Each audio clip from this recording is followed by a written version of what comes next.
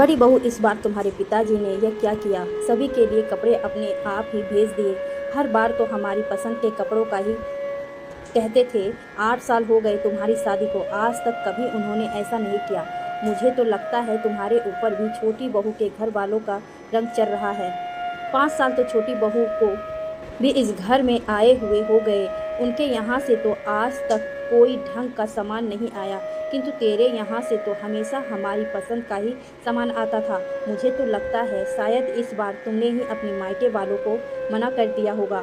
आखिर खरबूजा खरबूजे को देखकर ही रंग बदलता है।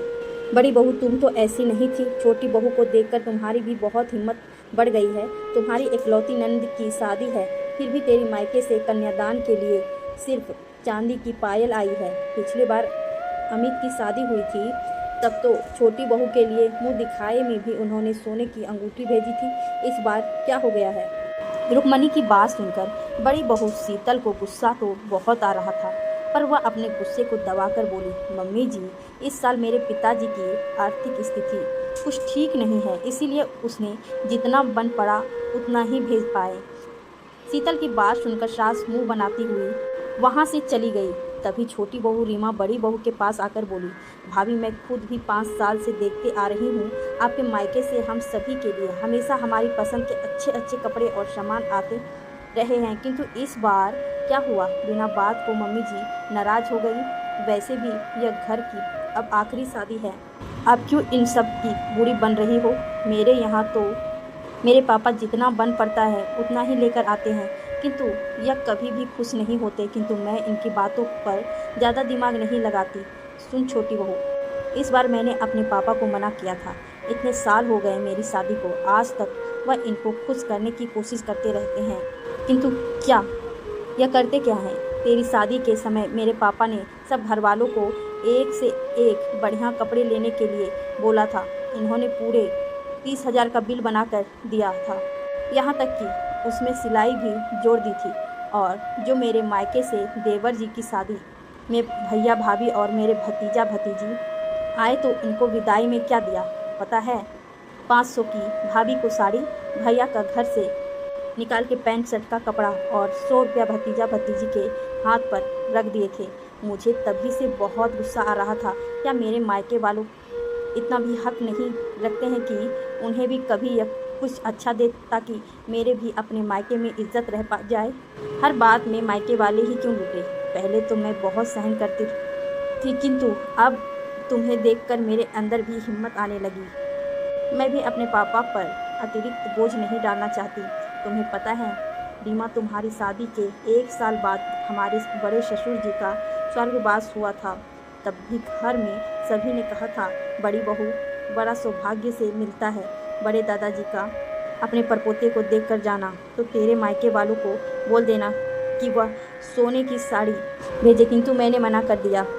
बड़े दादाजी इस घर के थे या मेरे मायके के, तो सोने की सीढ़ी में घर वालों क्यों भेजे? परपोते तो इनका और सोने की सीढ़ी भेजे मेरे घर वाले।